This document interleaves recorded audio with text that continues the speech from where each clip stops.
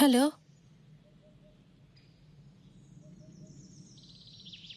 আর কেমন আছে? যাই হোক শোন, আমি এখানে সব কাজ ভালোভাবে করে ফেলেছি। তুই চিন্তা করিস না। আমি জানি রে, আমি তোর কষ্টটা বুঝতে পারছি। কিন্তু কি করব বল? এখানে বডি প্রিজার্ভ করে রাখার কোনো ব্যবস্থা নেই রে। আমি সবটাই বুঝতে পারছি। তুই চলে আয়। আমি হ্যাঁ, শোন, আমি সোনকুপি ফরেস্ট রিসর্টে আছি। আমি তোকে লোকেশন পাঠিয়ে দিচ্ছি। তুই চলে আয় রে। আজকে আমাকে আমার আমার আজকে তোকে খুব দরকার রে। আমি এতটা একা কোনোদিন ফিল করিনি রে। এখন তো আমরা দুজনে দুজনের জন্য বল। তাড়াতাড়ি চলে আয়। আমি তোকে লোকেশন পাঠাচ্ছি।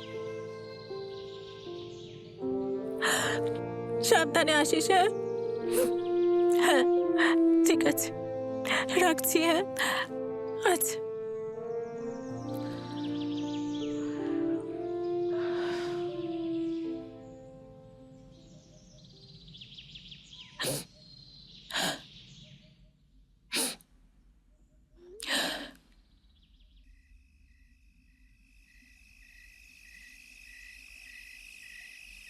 অনেকটা দেরি হয়ে গেল। দেরিতে অনেক আগেই হয়ে গেছে ইস্যু। মানে মানে বাবা মা বেঁচে থাকাকালীন যদি একবার আসতিস তোর ইগোটাকে বিসর্জন দিয়ে, তাহলে হয়তো বাবা মায়েরই আক্ষেপটা থাকতো না। ওটা ইগো নয়, ওটা অভিমান। অভিমান? তুই জানিস মা মা সারা রাত কত কাঁদতো, বালিশে মুখ চাপা দিয়ে কাঁদতো। আমি দেখেছি।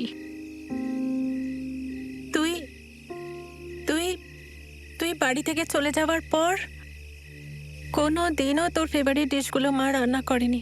ভিন্ডি পোস্ত, কষা মাংস, লুচি, কোনো দিনও না। তুই অভিমানের কথা বলছিস? বাবা তোকে বাবা তোকে কতবার কল করতে বলেছিল, বুকে যন্ত্রণা করছিল। আমি তোকে বারবার কল করেছিলাম, কিন্তু তুই একবারের জন্যও কথা বলিসনি। কতটা আক্ষেপ নিয়ে চলে গেছে দুজনে।